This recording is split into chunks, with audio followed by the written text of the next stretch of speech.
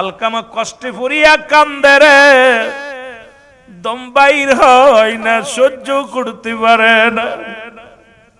নবী ডাক দিয়ে কয়, মা মা, আমার আলকামা কি অপরাধ করেছে একটু জানতে চাই। আলকামার মা ডাক দিয়ে কয়, নবী গো, আমার জানা মতে আমার আলকামা কোনো অন্যায় করেন, একটা ভুল করেছে। সেই ভুলটা হলো সারা জীবন বড় পরামর্শ অনুযায়ী চলত। আমি দুঃখিনী মায়ের কোনো কথা মূল্যায়ন করত না। মনে বড় কষ্ট পেয়েছি রে বাবা। আজকে বউ পাইয়া মাকে বলে যায়, আমরা অনেক যুবক আছি, মা বাবা রাত্রেবেলা ঘুমের ঘরে আমি বলি এইটা মা হল, ওই যে বউ হলো একটা বলিয়াম, ওই যেমন মোবাইলের বলিয়াম, রেডিওর বলিয়াম, কানের করে সব সময় বেন বেন করিয়া আপনার মায়ের বিরুদ্ধে অভিযোগ দেয়। যে নারী আপনার মায়ের বিরুদ্ধে অভিযোগ দেয়, আপনি মনে করতে পারেন সে নারী কোনোদিন আদর্শবান নারী হতে পারে না। কারণ আপনি গর্ভধারিণীর মা, আপনার গর্ভধারিণী মায়ের বিরুদ্ধে ওই বউ আপনার কানে দিল, আপনি কেমন পুরুষ গো, কেমন সন্তান। মা দুঃখিনীর ওই দুর্নামগুলো শুয়া শুয়া শুনলেন। আমি আপনাদেরকে বলে যাই, এমন বিবির প্রয়োজন নাই। দরকার হলে বউটা ছেড়ে দাও, দরকার নাই। কিন্তু দুঃখিনী মাকে কষ্ট দিও না, বাবারে কষ্ট দিও না। কারণ পিতা মাতারে কষ্ট দিয়া দুনিয়ার মধ্যে যা করবা সব বরবাদ হয়ে যাবে। হয়তো ক্ষণিকের জন্য কিছুদিন ভালো থাকবারে বাজান, কিন্তু কবর জগৎ হবে ভীষণ ভয়ঙ্কর, জাহান্নাম হবে ঠিকানা। আল্লাহ আমাদের বুঝার তৌফিক দান করো, জোরে বলেন আমিন।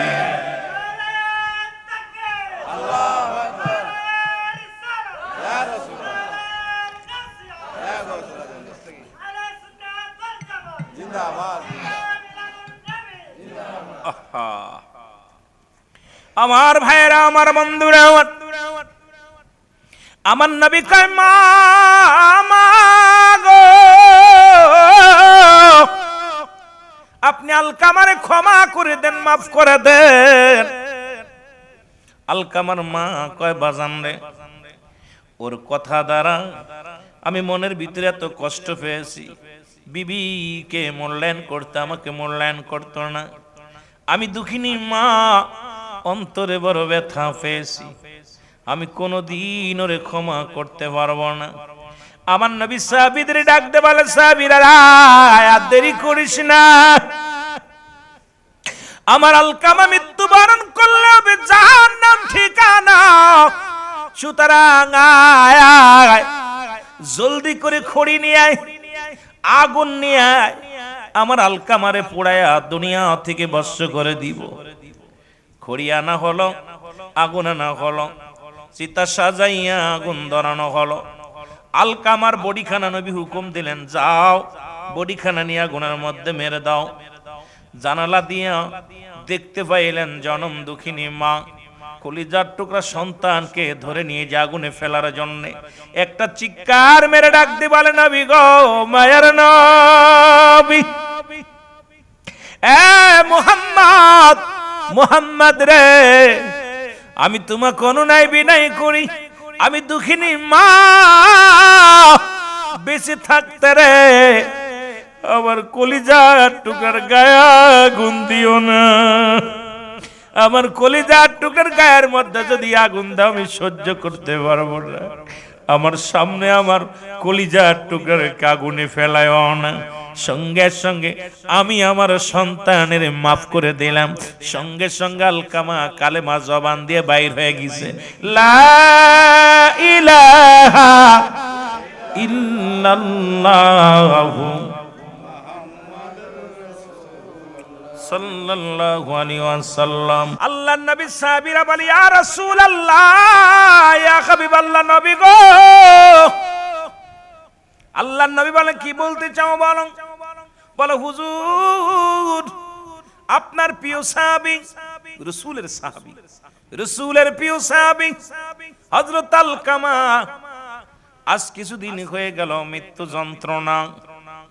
আল্লামা মুফতি আমজাদ আলী সাহেব তার একটা কিতাব লিখলেন, কিতাবের নাম্বার শরিয়াত।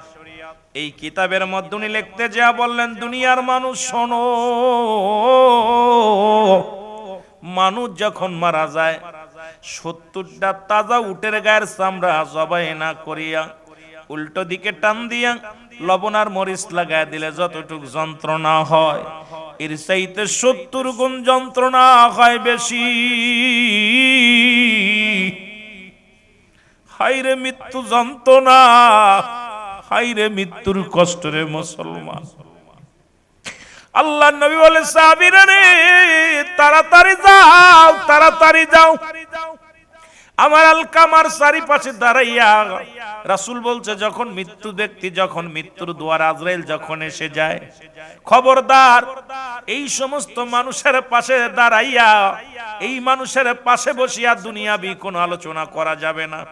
রাসূল ঘোষণা করে দিয়ে গেছে, যখন কোনো মানুষ মৃত্যুর দ্বারে পৌঁছে যায়, যখন কোনো মানুষ মৃত্যু শয্যায় সজ্জিত হয়, তার চারিপাশে দোয়া কালাম পড়ার জন্য রাসূল হুকুম দিয়েছেন, খবরদার দুনিয়াবি কোনো আলোচনা করবা না। কারণ ঈমান হারায়া যেতে পারে, যে কোনো মুহূর্তে ঈমান নষ্ট হয়ে যেতে পারে। ঈমানবিহীন যদি মারা যায়, ওই ব্যক্তির জাহান্নাম ছাড়া কোনো গতি হবে না। এই যে রাসূল এই জন্য হুকুম দিছে, আমার সাহাবীরা রে তোমাদের পিতামাতা আপনজন যখন মৃত্যু শয্যায় সজ্জিত হবে, তার চারিপাশে যত দোয়া দুরুদ আছে কালেমা পাঠ করবা, দোয়া দুরুদ পড়বা, দুরুদ শরীফ পড়বা। কারণ ইহা দ্বারা ওরে মুসলমান রহমতের ফেরেশতা চারিদিকে বন্টন থাকবে, মৃত্যু যন্ত্রণা কমে যাবে, মালাকুল মউত আসানের সঙ্গে জানটা বাইর করবে। আর পিতামাতার নসিবে যদি কালেমা জুটে যায়, তোমার পিতামাতার জীবনটা বড় ধন্য হয়ে যাবে। জোরে বলেন না মারহাবা। এ মুসলমান গভীর মনোযোগ। রাসূলুল্লাহ বলেন, সাহাবীরা রে তোমরা যাও, তোমরা যাইয়া আমার আলকামা চারিপাশে কালেমা পড়ো, আমার আলকামা চারিপাশে দোয়া করো, তার জন্য মৃত্যু যন্ত্রণা একটু লাঘব হয়ে যায়, আরামে মরণ হয়।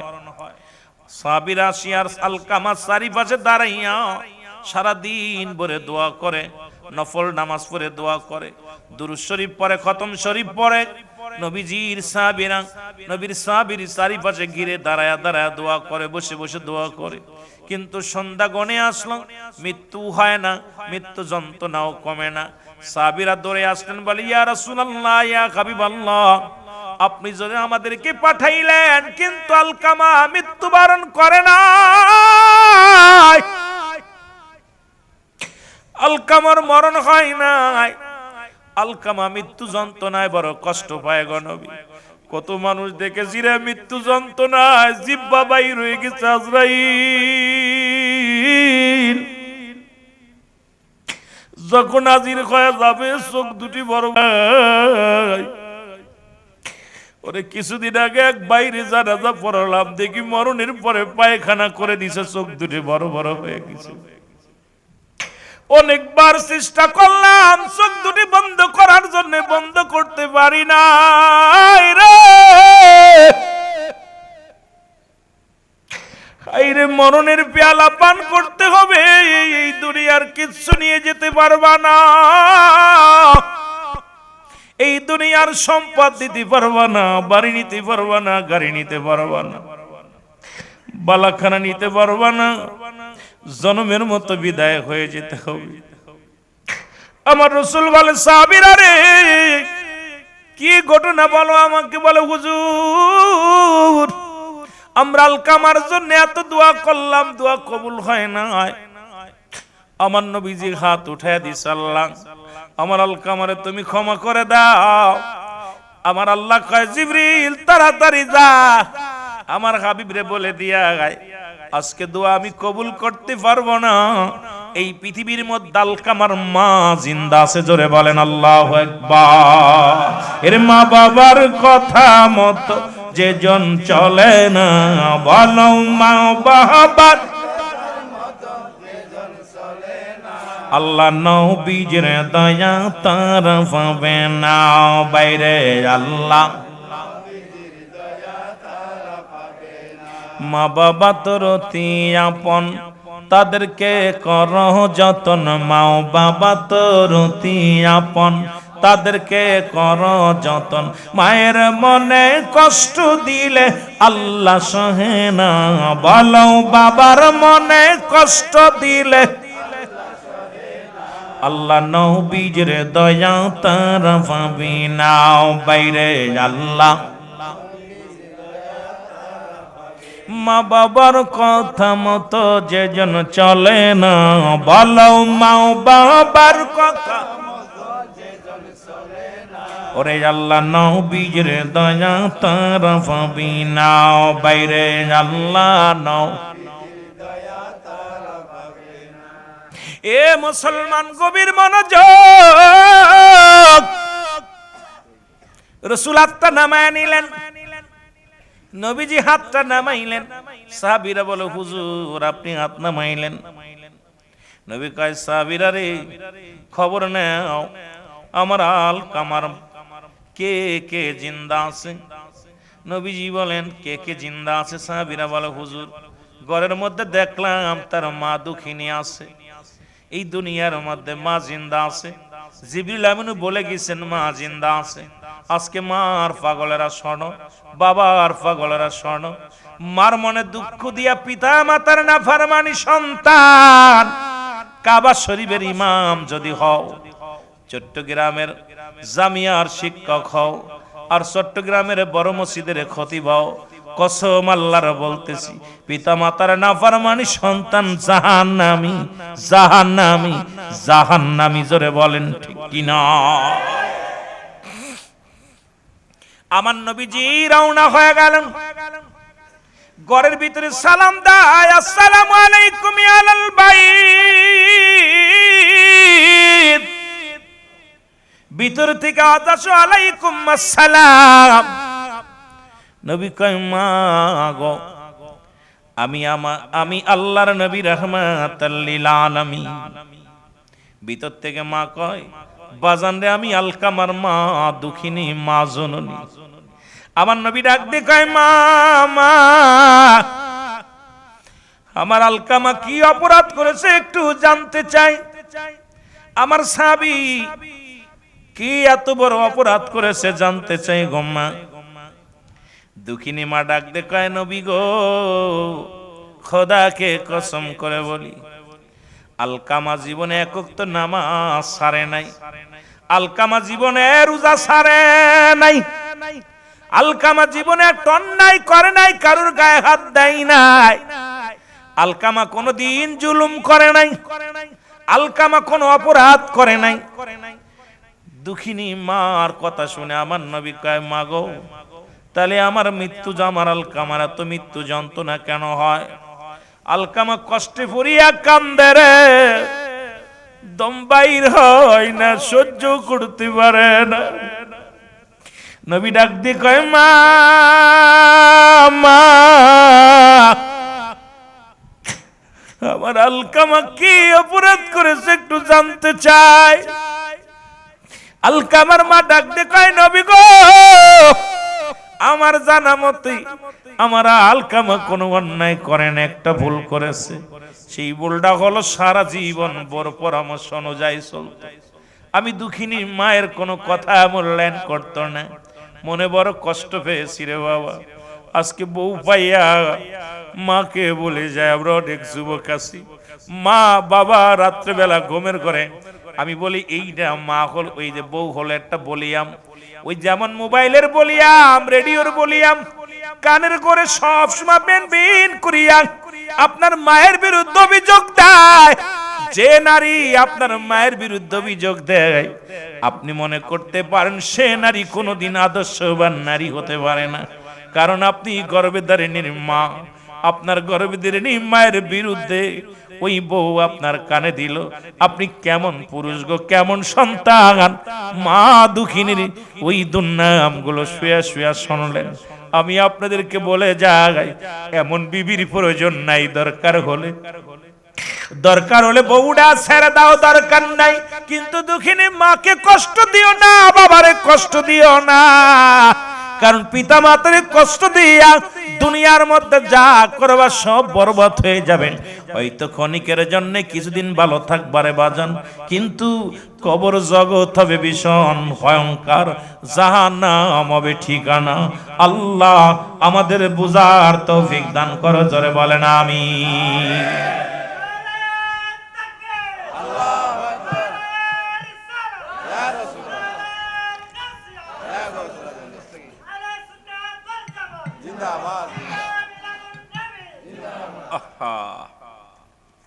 আমার ভাইরা, আমার বন্ধুরা,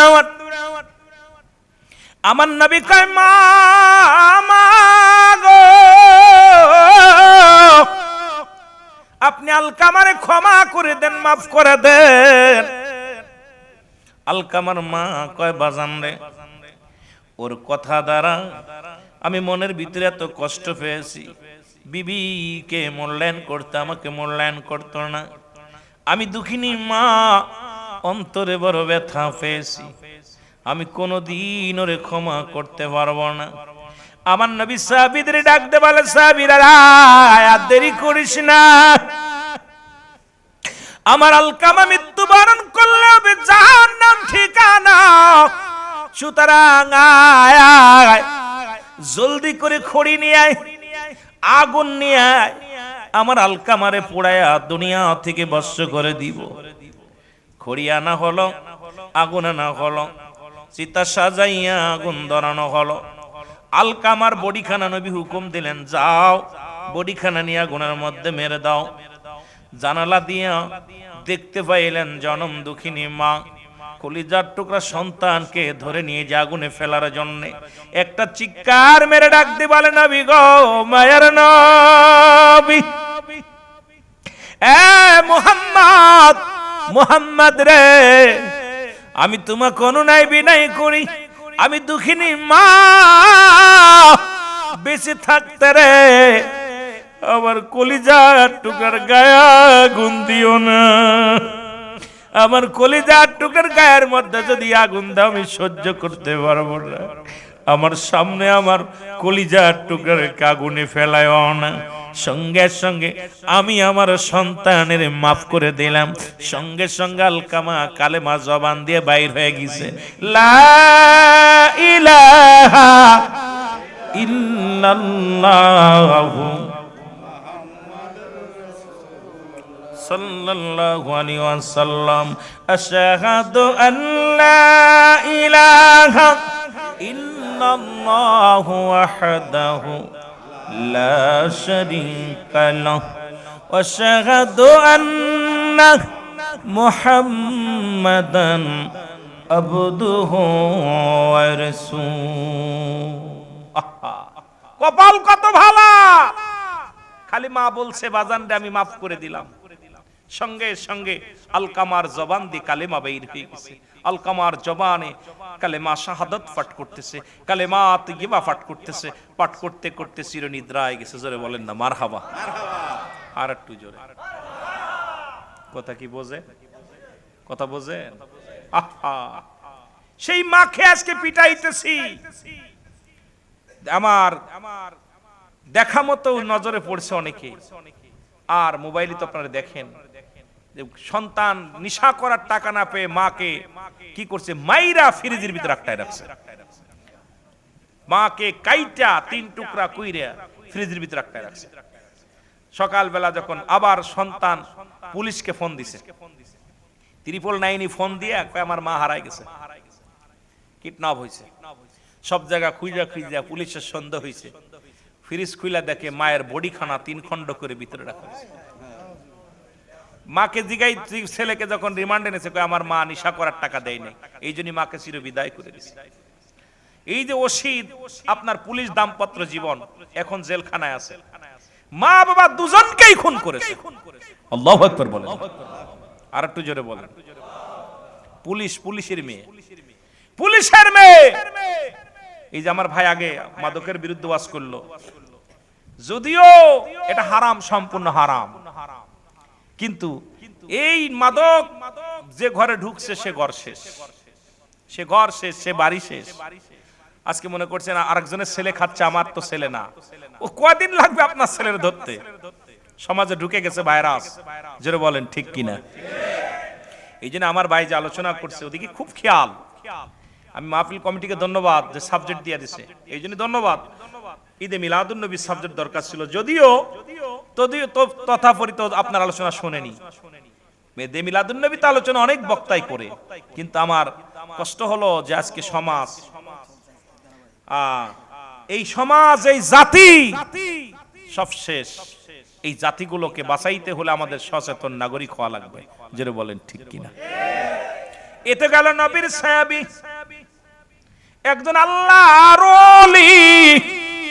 আল্লাহু আকবার, আরো জোরে। পৃথিবীর মধ্যে জগৎ বিখ্যাত একজন আল্লাহর ওলি জুরাইস। নাম কি? ইনি জগৎ বিখ্যাত একজন আল্লাহর ওলি। দেখেন না বাইজিদ বুস্তামি, উনিও মার দোয়ায় আল্লাহ জগৎ বিখ্যাত ওলি হয়েছে। সুবহানাল্লাহ বলেন না? আরো জোরে। গাউসে পাক যত ওলি হয়েছে সব মা বাবার দোয়া। সুবহানাল্লাহ বলেন না? হক আদায় করছে, হক আদায় করার কারণে তারা আজকে জগৎ বিখ্যাত ওলি হয়েছে। মারহাবা বলেন না? শয়তানের ওলি? কথা বলেন না? আল্লাহর ওলি হয়েছে, আল্লাহর বন্ধু হয়ে গেছে। কারণ পিতা মাতার দোয়ার প্রয়োজন আছে কিনা? আরো জোরে। এই যে বাইজিদ বুস্তামি যে মাজারটা দেখি, যদিও মাজার নাই, এখানে বসছে শুনেছি, উনি উনার মার, আপনারা শুনছেন অনেকেই যে বাইজিদ রাত্রেবেলা পানি চাইছে, বাইজিদ পানি নিয়ে মা শিওরে দাঁড়ায় আছে। সকাল হয়ে গেছে, দেখে বাইজিদ শিওরে দাঁড়ায় আছে। কয় মা, বাইজিদ তুমি? কয় মা গো, তুমি পানি চাইছিলা, পানি আইনা দেখি তুমি ঘুমায় গেছো। সারা রাত বাইজিদ দেহটা ঠান্ডা হয়ে গেছে, দোয়া করছে, আল্লাহ তুমি আমার বাইজিদকে জগৎ বিখ্যাত ওলি বানাইও। সুবহানাল্লাহ বলেন না? ওলি বানাই কে? দলিল কোরআন বলে সূরা তাওবা 6 নম্বর আয়াত, আল্লাহ নিজে বলে আলা শাবদান্না নিচে আলা ইন্না উলিল্লাহি, আল্লাহর তরফ থেকে ওলি হয়। কার তরফ থেকে? আরে এই দোয়া আদায় করে নিতে হয়। এখন তো আমরা অনেকেই বাপ পীর ছিল, ছেলে পীর, এই জন্যই বেজাল বাচ্ছে। কিন্তু আল্লাহর ওলি, আল্লাহর মাহবুব বান্দা যদি কামাই করে কোনো ব্যক্তি পীর হয়, ওই ব্যক্তির যে ক্ষমতা, ওই যেটাকে বলছে যে ভাই আল্লাহর ওলি জোয়ারের পানি ওঠে নাই, ওটা কামাই করে সাধনা করে পীর হয়েছে। জোরে বলেন ঠিক কিনা? এই জন্য আমাদের দেশে এখন তার কামেল পীরের নাকেশ পীর প্রচুর, প্রচুর নাকেশ পীর, কামেল পীরের খুব অভাব। আর কামেল পীর যারা, এদের দেহর দাম, এদের চোখের দাম, ইশারার দাম, কারণ অঙ্গ প্রত্যঙ্গ তখন আল্লাহর হয়ে যায়। যেমন আনাল হক মনসুর আল্লাহ বলেছিল, আল্লাহ সব অঙ্গ প্রত্যঙ্গ সব আল্লাহরে দিয়ে দেয়। আর এই জন্য ওই ব্যক্তি যা বলে এটাই ঘটে। জোরে বলেন ঠিক কিনা? ওকে আমার মতো রে ভাই, আমরা তো বুঝি না, এই জন্য না বুঝার কারণে কত ভুল করি। জুরাইস একদিন, মা দুঃখিনী জুরাইস গোপনে নামাজ পড়ে ঘরের ভিতর দরজা লাগাইয়া, জুরাইস দরজা লাগাইয়া নামাজের মধ্যে আছে। জুরাইসকে ডাক দে, জুরাইস, ও বাবা জুরাইস। জুরাইস কয় নামাজ পড়ি মা, ডাক শোনা যাবে না। অথচ কিতাব বলে যখন তুমি নামাজে দাঁড়াইছো, ফরজ নামাজ ব্যতীত নফল সুন্নাত দাঁড়াইছো, নামাজ ছেড়ে দাও। বাবা ডাক দিছে, মা ডাক দিছে, ডাক দিছে রুহুল আমিন নামাজ ছেড়ে দাও, রুহুল আমিন নামাজ ছেড়ে দাও। আগে মায়ের ডাকে সাড়া দাও। জোরে জোরে বলা যাবে না আল্লাহু আকবার। দুইবার যেন ডাকতে না হয়। আব্বা মা ডাক দিছে, নাম দিলাদারে ডাক দিছে, অমুক মিয়া, এই নুরুল ইসলাম সাহেব, লিয়াকত আলী সাহেব, সঙ্গে সঙ্গে দিক তাকানো, ডানে বামে তাকানোর সময় নেই, নামাজ ছেড়ে দাও মা। ও মা আমি হাজির, গোলাম হাজির, গোলাম হাজির। মা গো আমি নামাজ পড়তেছিলাম। মা যদি হুকুম দেয় যাও, যদি কা বাবা অমুক কাজটা সেরে নাও, সেরে নাও। একমাত্র ফরজ নামাজ ব্যতীত, ফরজ ইবাদত ব্যতীত আপনার মা আপনার বাবাকে ডাক দিছে, সঙ্গে সঙ্গে ছেড়ে দেন, সব ছেড়ে দেন। আল্লাহু আকবার বলেন। আমার ভাইরা, আমার বন্ধুরা, আমার জুরাইজ নামাজগত অবস্থা আছে, চিন্তা করে রে আমি আল্লাহর গোলামি করি, আমার কাছে আমার আল্লাহর কামটা আগে, তারপরে মা। এতভাবে ইবাদতে মাশগুল আছে। জুরাইজের মা 3-4টা ডাক দিছে, ডাকের উত্তর নিলেন না। বলে বাবা রে, দোয়া করে গেলাম, তুই দরজাও খুললি না, ডাকের উত্তর নিলি না। এমন একটা দিন যেন আসে তুই যেন কলঙ্কিত হইয়া, নারী কলঙ্কিত হইয়া ইন্তেকাল করিস। দোয়াটা করার সঙ্গে সঙ্গে রব্বে কারিম লিখে ফেলেছে, জোরে জোরে চিল্লা বলা যাবে না মারহাবা। জুরাইজ এমন ভাবে আমল করে গো, ও তো নবীর সাহাবী। বললাম আল্লাহর ওলিদের কথা বলে আমি মূল আলোচনায় যাব। এবার জুরাইজ জগৎ বিখ্যাত বিশাল একজন আল্লাহর ওলি।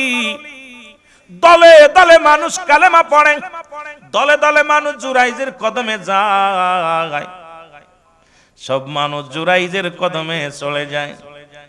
কিন্তু মুসলমান শুনে নাও, ওই দেশের যিনি প্রেসিডেন্ট ছিল, রাজা ছিল, তিনি চিন্তা করেন যেভাবে কালেমা প্রচার করা শুরু করেছে জুরাইন, আমার দলে লোক থাকবে না। সব মানুষগুলো যদি জুরাইনের দলে চলে যায়, তাহলে আমার দলভুক্তি, আমার দল হালকা হয়ে যাবে, আর জুরাইনের দল ভারী হয়ে যাবে। সুতরাং বিপদে পড়ে যাব। যে কোনো কৌশলে জুরাইনকে এলাকা ছাড়া করতে হবে। জোরে বলেন আল্লাহু আকবার। ওকে এখান থেকে তাড়াইতে হবে। আর উনি এমনই একটা জায়গা, নির্জন জায়গা, যেখানে মানুষ যায় না, বিশাল মাঠ মরু প্রান্তরে যাইয়া একটা কুড়িয়ে ঘর বানাইয়া, খানকা বানাইয়া ওর ভিতরে ইবাদত করে। আর এত ইবাদত করে আল্লাহর যে দুনিয়ার মানুষের ঝামেলা যাতে কেউ না টের পায়। কোন মানুষ টের পাবে না আমি এমন ভাবে ইবাদত করব, মানুষ চক্ষুর আড়ালে যায় নামাজ দোয়া দুরূদ পড়ে বয়া বয়া। এ রাখালের মহিলা মুসলমান শুনে নাও, রাজার রাখালকে ডাক দে, বলে রাখাল রে, ও রাখাল, কি করা যায়? জুরাইজকে কেমন করে জগৎ ছাড়া করা যায়, এলাকা ছাড়া করা যায়? রাখাল নিয়ে আসলেন একজন সুন্দরী নারী। হুজুর এর দ্বারাই সম্ভব হবে, কারণ জুরাইজ একজন যুবক মানুষ, তরতাজা যুবক, আর এই নারীটাই পারবে, এই মেয়েটাই পারবে আজকে সমাজ থেকে বিতাড়িত করতে। জুরাইন বাংলাদেশে অনেক মাদ্রাসা বন্ধ হয়েছে শুধু নারীর কারণে। বাংলাদেশে ফিতনা আদম আলাইহিস সালাম থেকে শুরু করে আজ পর্যন্ত যত ফিতনার মূল নারীরা, যদিও তারা মায়ের জাতি, তবু কথাগুলো বলতে হবে রে মুসলমান, কারণ এই নারীর কারণেই জাতি শেষ, সমাজ শেষ। কারণ এটাকে যে কন্ট্রোল করতে পারে এরাই হলো মহাপুরুষ। জোরে বলেন ঠিক কি না? অনেক আলেমের জীবন বরবাদ হয়ে গেছে নারীর কারণে। হে বৎস হুঁশিয়ার, ওই দাঁত মানিক থেকে হুঁশিয়ার বৎস, যারা এদিকে নজর করছে তাদের জীবন বরবাদ। অনেক ছেলে লেখাপড়া জীবনে প্রেম প্রীতি করে বিয়ে করে জীবনটাই লাইফটা শেষ। অনেক ভালো ছাত্র আমরা ছিলাম, ও মাস্টার হবে, ইঞ্জিনিয়ার হবে, ডাক্তার হবে, কিন্তু ওই যে মানিকের দাঁত মানিকের পাল্লায় পড়ছে, ওর জীবন শেষ। 9 10-এ পড়ে হাত ধরে নিয়ে চলে আসতেছে, আরো বরবাদ, লেখাপড়া শেষ, লাইফটাই শেষ। জোরে বলেন ঠিক কিনা? সাবধান। এই হাফেজ সাহেবরা ঘুমাস কে? উঠতে ওদের অভ্যাস, তোমার কষ্ট হচ্ছে তাই না আব্বা? কষ্ট হচ্ছে। অনেক ভালো মাদ্রাসা, সুন্দর পরিবেশ, অনেক সুন্দর পরিবেশ, শিক্ষক দুজনে ভালো মানুষ, সুন্নিয়াতের একজন আর দুজনই সুন্নিয়াতের আলেম। এরপরে আপনারাও ছোট ছোট মাসুম বাচ্চাগুলো মাদ্রাসায় দিচ্ছেন। আল্লাহ কবুল করুক, ওদের হায়াতের মধ্যে বরকত দান করুক। অসংখ্য আলেম বাইর হোক। হাফেজ শব্দের অর্থ হেফাজতকারী। ওরা যত পড়বি তত চড়বি। ওরা ঘুমাইলেও সব, ওরা ঘুমাইলেও, সাধারণ পাবলিক সারা রাত ভরে বন্দেগী করবে, আর ওরা ঘুমাইবো। ঘুম থেকে উইটা দেখবো এই সারা রাত ভরে ইবাদত বন্দেগী যা করছে, ওদের ঘুমের ফজিলাত সেতে বেশি। আরো জোরে বলেন না? এই জন্য ওদের দিকে আর নজরে তাকাবেন না, মায়ের নজরে তাকাবেন, মায়ের নজরে তাকাবেন। কথা বুঝেননি? উনি কি আছে, ওদের তো ওই দুষ্টমিটা খালি নজরে পড়ে, খালি কয় দুষ্টমিটা পড়ে। ওদেরকে ভালোবাসবেন, মায়া দিবেন, ভালোবাসা দিবেন। ওরা একদিন আগামী দিনের জন্য ইসলামের হাতিয়ার হবে। সুবহানাল্লাহ বলেন না? আহা, দেখলে মায়া লাগে। আমারও মাদ্রাসা মা আমেনা সিদ্দিকিয়া মডেল মাদ্রাসা। তা আমার সন্তানগুলো যখন যায় সবাইরে বুকের ভিতর নিয়ে এত মজা লাগে। ওদেরকে সাইরা নিজের সন্তান, পিতা মাতার প্রতি, আপনার ভাই বোনতি যা আছে, ওদেরকে যত ভালোবাসি, আমার মন বলে ওদেরকে নিয়ে আজ বুকে ধারণ করে রাখি খালি। কেন দূরের কোথায় বাপ মা থুইয়া ওরা এখানে পড়ে আছে, ওদেরকে ভালোবাসা দিতে হবে। ওদেরকে আপনারা যারা মুরব্বীরা আছেন, মুসল্লি আছেন, সবসময় ওদেরকে ভালোবাসবেন, এসে মাথায় হাত বোলাই দিবেন, ভালোটা পরামর্শ দিবেন। দেখবেন ওরা, ওদের মন ভালো থাকবে, ওরা লেখাপড়ার দিকে আগাবে। ঠিক কিনা? কিন্তু আপনাদের সমাজ কেমন জানে, আমাদের সমাজে কি মাদ্রাসা যেটা পড়ে ওটার বাইরেও করা যায় কেমনে, খালি এই ষড়যন্ত্র চলে। কথা বুঝেননি? হুজুর কি হয়েছে? আপনার ওই ছাত্রটি ব্যাখ্যা হয়ে আসছে, হুজুর কি ডিলা মারছে গাছে, ওটা কি ওটা ব্যাখ্যা হয়ে আছে। আরে ভাই, যদি একটু জ্ঞান খাটাইতেন তাহলে আর জীবনও নালিশ দিতেন না। জোরে বলেন ঠিক কিনা? বড় কষ্টের মধ্যে আছি। একটু মহব্বতের সঙ্গে দুরূদ শরীফ পড়েন, আল্লাহুম্মা। এর মানুষ বানাইছে আল্লাহ প্রেমের কারণে, ভালো মানুষ প্রেমের তরি বান্দরে মদিনার সনে, ভালো প্রেমের তরি। এই আল্লাহ বানাইছে বহু জাতি, আবার শিখাইল প্রেম প্রীতি। আর মোর নবীকে পাঠান আল্লাহ, মোর নবীকে পাঠান আল্লাহ প্রেমের কারণে, প্রেমের তরি বান্দরে। আরো জোরে বলেন, প্রেমের তরি বান্দরে। এর মানুষ বানাইছে আল্লাহ প্রেমের কারণে, ভালো মানুষ এর প্রেমের তরি বান্দরে মদিনা শোনে, ভালো প্রেমের তরি বান্দর। এই আল্লাহ বানাইল আসমান জমিন, আর বানাইল রাত্র আর দিন। আরে মোর নবীকে পাঠান আল্লাহ, মোর নবীকে পাঠান আল্লাহ প্রেমের কারণে, ভালো মোর নবীকে প্রেমের তরি বান্দরে মদিনা শোনে, ভালো আল্লাহ বানাইল বহু জাতি, আবার শিখাইল প্রেম প্রীতি।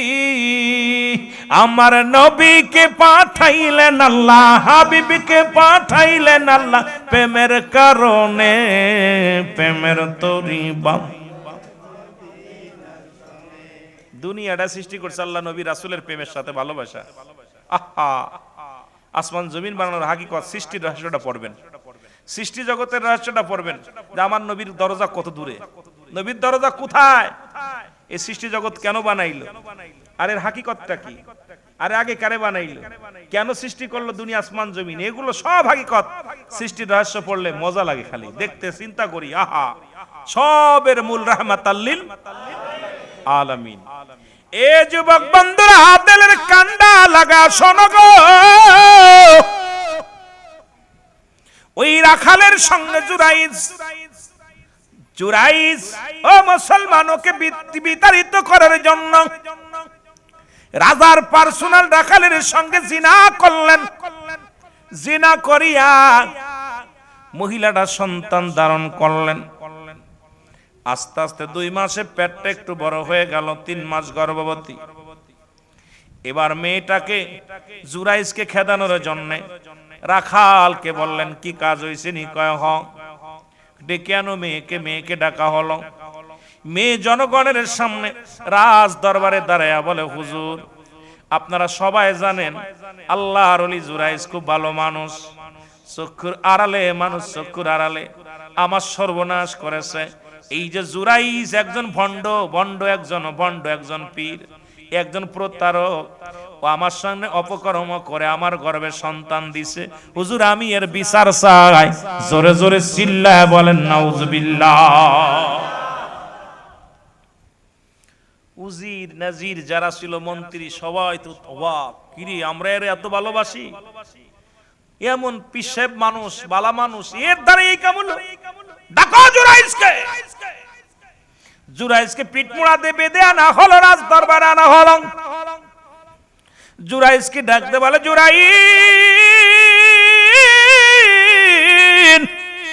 ও জুরাইজ তুমি কি মেয়েটাকে চেনো?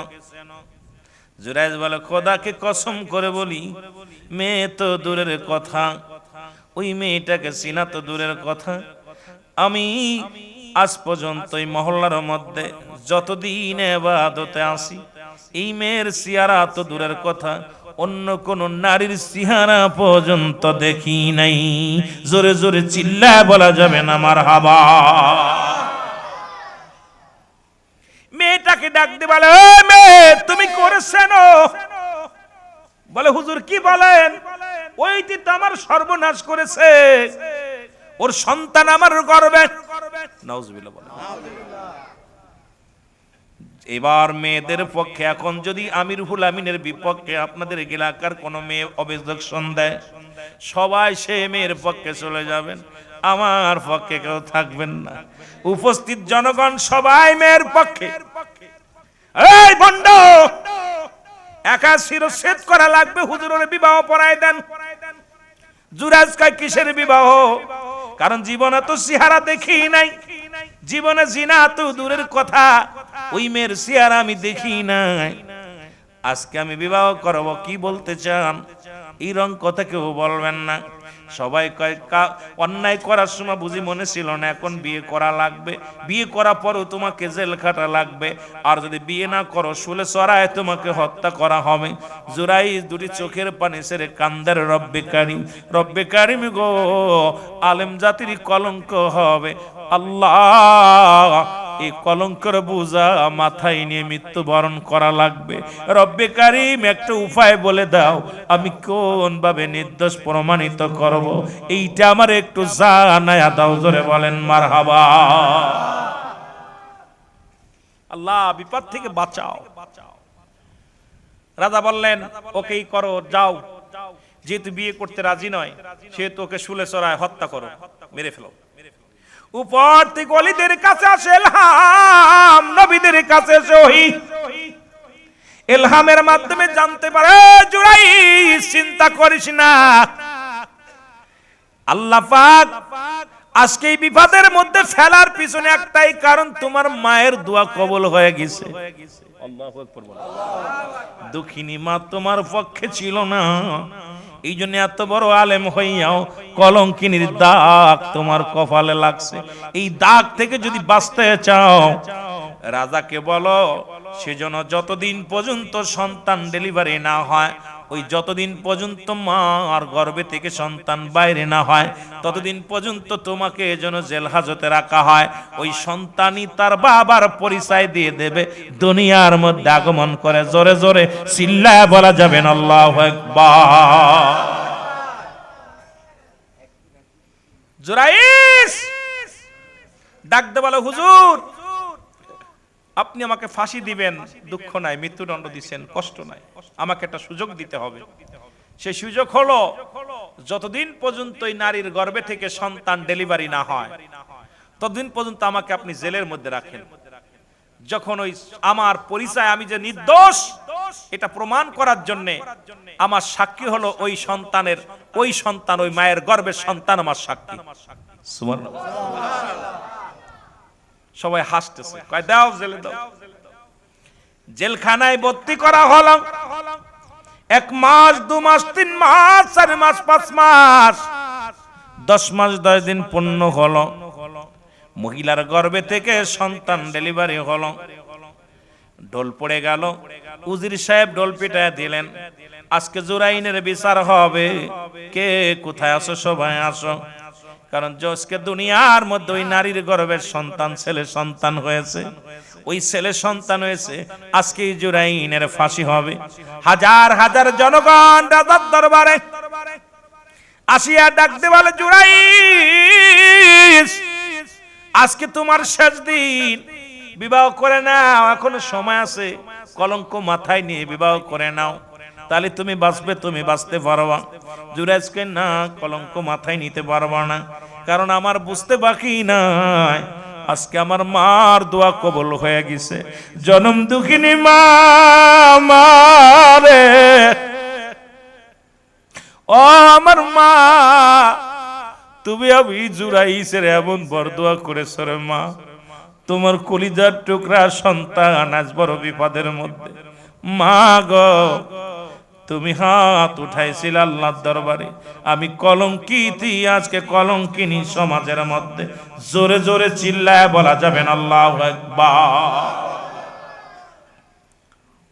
জুরাইস সামনে আসলো, ছেলেটা সামনে, জিবরিল আমিন সবাই বললেন, আইসা কয় জুরাইস চিন্তা করুন, ওই ছেলে আজকে কথা বলবে, তার বাবার পরিচয় ছেলে বলবে, একদিনের ছেলে। ওই পোলায় কথা বলবে, যেমন ঈসা ইবনে মরিয়াম, ঈসা আলাইহিস সালাম যখন সবাই ঈসা আলাইহিস সালামকে নিয়ে কুটুত্ব করেছিল, ঈসা আলাইহিস সালামের মাকে নিয়ে, তখন ঈসা আলাইহিস সালাম জবান দেন, খবরদার, আমার মা পুত পবিত্র, আমার মাকে নিয়ে কেউ কথা বলবি না।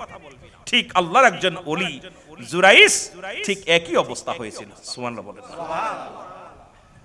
জুরাইন মুসলমান শোনা নাও, এবার রাজা ডাক দে, কয় জুরাইস, কে তোমার আজকে সাক্ষী দিবে তোমার পক্ষে? বলো।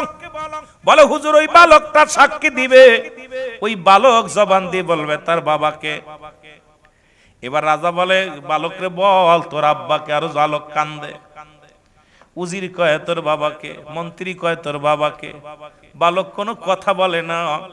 জুরাইস চোখের পানি ছেড়ে কান্দাল লাগো, ও আমার রব্বে কারীম, আজকে আর বাঁচার কোনো পথ নাই। কারণ এই বালক তো কথা বলে না, রাজার কথা শোনে না, মন্ত্রীর কথা শোনে না, এমপি মন্ত্রী কারুর কথা শোনে না। আজকে কলঙ্কিত হইয়া দুনিয়া থেকে বিদায় হব গো আমার আল্লাহ।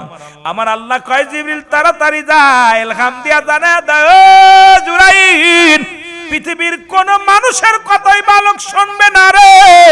তুমি হাত উঠা দাও, বালককে বলতে বলো, দেখবা ওই বালক তোমার পরিচয়, তার মার পরিচয়, বাবার পরিচয় বলে দিবে। জোরে বলেন না সুবহানাল্লাহ। উপস্থিত জনগণের মধ্যে জুরাইস বলে, বালক, আজকে তুমি বলে দাও, আমি আজকে কলঙ্কিত, আজকে সারা পৃথিবীর মধ্যে আমি লাঞ্ছিত। তুমি বলে দাও, তুমি তাড়াতাড়ি বলে দাও তোমার আব্বাকে। বালকের জবান খুলে গেল, ডাক দে বলে, উপস্থিত জনগণ শোনেন। একদিনের বাচ্চা ডাক দে বলে, রাজা শোনো, আরে আল্লাহর ওলি জুরাইস একজন নিষ্পাপ। জিনা তো দূরের কথা, আমার মার সঙ্গে কোনোদিন জুরাইসের দেখা হয় নাই। এই ষড়যন্ত্রের মূল কাঠি হলো রাজা, আর আমার মার সঙ্গে অপকর্ম করছে রাজার পার্সোনাল রাখাল। সুতরাং আমার আব্বা হলো ওই যে পার্সোনাল রাখাল। জোরে জোরে চিল্লায় বলা যাবে না মারহাবা। জুরাইস ডাক দে বলে দাও তাড়াতাড়ি নাম বলো। একদিনের বালক বলতেছে, এই সব ষড়যন্ত্রের মূল কাঠি হলো রাজা। ইনি ষড়যন্ত্র করেছিল জুরাইসকে তাড়ানোর জন্য। সুতরাং জুরাইস তো দূর, পাপের কথা তো দূরের কথা, খোদাকে কসম আমার মার চেহারা কোনোদিন দেখে নাই। আর এই ষড়যন্ত্রের মূল কাঠি উনি, আর উনার পার্সোনাল রাখাল দ্বারা আমার মা গর্ভবতী হয়েছিল। আমি সেই পাপের বোঝা, আমার বাবা উনি। সঙ্গে সঙ্গে এই কথা বলিয়া সন্তান মারা গেল। দৌড়ে এসে রাজা পায়ের মধ্যে পড়ে ডাকতে বলে, জুরাইস, জুরাইস রে, তুমি আমারে ক্ষমা করে দাও, তুমি আমারে মাফ করে দাও। সব ষড়যন্ত্রের মূল আমি। আজকে একদিনের বালক আমার জবা, আজকে আমার চক্ষু দুইটা খুলে দিছে। তুমি আমার কালেমা পড়ায় দাও, মুসলমান হয়ে যাব। জুরাইস রে, আর দেরি করো না, আর দেরি করো না, আমাকে তুমি ক্ষমা করে দাও। জুরাইস কয়, ক্ষমা করব, তবে একটা দাবি, আমি আপনাকে ক্ষমা করে দিলাম, আর যতদিন বেঁচে আছি আমার দুঃখিনী মা কবরে শুয়ে আছে, এই কটা দিন আমাকে ব্যবস্থা করে দিবেন, আমি যেন আমার শেষ বিন্দু পর্যন্ত, মরণের আগ পর্যন্ত আমার মায়ের কবরের পাশে চোখের পানি ছেড়ে কাঁদতে পারি। কারণ আমার দুঃখিনী মা, আমার মা বিদায় হয়ে গেছে। হুজুর, আমি আমার মার ওই কবর গোরস্থানে বৈশা বৈশা যেন দোয়া করতে পারি, এই দাবিটা আমি করবো, আর কোনো দাবি করব না। রাজা কয় জুরাইজরে এই রাজ দরবার তোমারে দিয়ে দিলাম, রাজমহল তোমারে দিয়ে দিলাম। জুরাইজকে আমি কিচ্ছু চাই না, রাজমহল চাই না, রাজত্ব চাই না, আমি চাই আমার মার কবরের পাশে দাঁড়ায় ক্ষমা চাওয়ার জন্যে। যদি মা আমারে ক্ষমা না করে এই দুনিয়া থেকে আমি লাঞ্ছিত হয়েছি, কবরে লাঞ্ছিত হব, জাহান্নামের ঠিকানা আমার জন্য হয়ে যাবে। সুতরাং আমি আপনার কাছে দাবি করব, রাজত্ব চাই না, বাড়ি চাই না, আমি আমার মায়ের কাছে ক্ষমা চাওয়ার জন্য যতদিন বেঁচে আছি মার কদমে থাকতে চাই। জোরে জোরে চিল্লায় বলা যাবে না মারহাবা। এর মা বাবার কথা মতো যে জন চলে না, বলো মা বাবার আল্লাহ নবীর দয়া তারা পাবে না বাইরে, আল্লাহ নবীর দয়া। এ মুসলমান, এখন যে কথাগুলো বলি একটু খেয়াল করেন। পিতামাতার জন্য 14টা হক। কয়টা? জোরে বলেন কয়টা? জীবিত থাকতে 7টা, ইন্তেকালের পরে 7টা। কয়টা? জোরে বলেন কয়টা? আমি সংক্ষিপ্ত আকারে বলে যাব রে মুসলমান, যেহেতু আমার বিষয় হলো আগেই হলো পিতামাতার প্রতি সন্তানের দায়িত্ব, কর্তব্য, দায়িত্ব যেগুলো আছে রে মুসলমান, পিতামাতার প্রতি আমাদের দায়িত্ব আছে কিনা?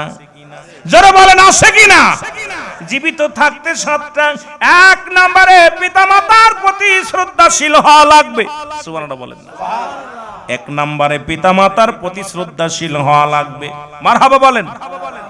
এমন শ্রদ্ধা করতে হবে, এমন শ্রদ্ধাশীল হওয়া লাগবে যেন এই পিতা মাতার দিকে যেন এমন ভাবে দাঁড়াইতে হবে, এমন ভাবে কথা শুনতে হবে, এমন ভাবে তাদের কথা অনুযায়ী চলতে হবে, এমন ভাবে শ্রদ্ধা করতে হবে দুনিয়ার মধ্যে যেমন আমরা এই পৃথিবীর মধ্যে সবচাইতে দামি জিনিস তাদেরকে বানাইব, পৃথিবীর সবচাইতে মূল্যবান জিনিস বানাইব, তাদের প্রতি শ্রদ্ধাশীল এমন ভাবে হব কোন রকম যেন কোন রকম অমর্যাদা না করি, কোন রকম যদি অসম্মান না করি। পিতামাতার প্রতি 1 নাম্বার শ্রদ্ধাশীল হওয়া লাগবে। জোরে বলেন মারহাবা। আর একটু জোরে বলেন মারহাবা। 2 নম্বরে মনে প্রাণে তাদেরকে ভালোবাসতে হবে। সুবহানাল্লাহ বলেন না? এলে জীবিত থাকতে 7টা। 1 নম্বরে শ্রদ্ধাশীল হওয়া লাগবে, 2 নম্বরে মনে প্রাণে ভালোবাসতে হবে। লিপসন ভালোবাসা নয়, যেমন নিজের গায়ে মশা লাগলে যেমন কামড়ে দিলে কষ্ট পাও, পিতামাতা যদি একটু মনটা মলিম হয় তাদের কেমন ভালোবাসো রে। সারা পৃথিবী একদিকে 7 রাজার ধন যদি তোমাকে দেওয়া হয় ছুঁড়ে ফেলে দাও, মাকে নাও বাবাকে নাও, দেখা যায় ভাগাভাগি হলে ছোট ভাই কয় মারে তুই খাওয়া, ও কয় বাবারে তুই ল। দেখা যায় 3 ভাই থাকলে মা ভাগাভাগি হয়ে যায়, ও ভাই কয় আমি পারবো না, ও ভাই কয় আমি পারবো না, ও ভাই কয় আমি পারবো না। বড় কষ্ট রে মুসলমান। আজকে প্রথম পিতামাতাকে মনে প্রাণে ভালোবাসতে হবে, শুধু মন থেকে অন্তর থেকে সব জায়গা জীবন জৈবন দিয়া আব্বা মারে ভালোবাসবো। রাজি আছেন তো? এই জোরে বলেন রাজি আছেন? একটু জোরে চিল্লায় বলেন রাজি আছেন? এ মুসলমান গভীর মনোযোগ। 3 নম্বরে সর্বদা তাদের কথা মেনে চলতে হবে। সুবহানাল্লাহ বলেন না? আব্বা মা যে কথাগুলো বলবে কোনো ওজর চলবে না।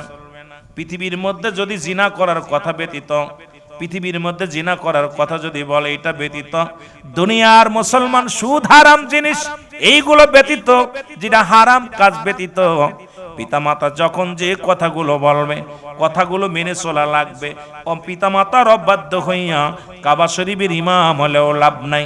ওরে হযরতে 52 বার হজ করেছিল, পিতামাতার অবাধ্য হইয়া হাত পা কেটেছিল, পা কেটেছিল, হাত কেটেছিল, চোখ দুটো হারাইল, তবু পৃথিবীর মধ্যে মা বাবার দোয়া পাই নাই বিলে, মা বাবার অভিশপ্ত সন্তান হওয়ার কারণে যখন তারে মুসলমান শুনে নাও, একটা হজ কবুল হয় নাই, একটা হজ কবুল হয় নাই।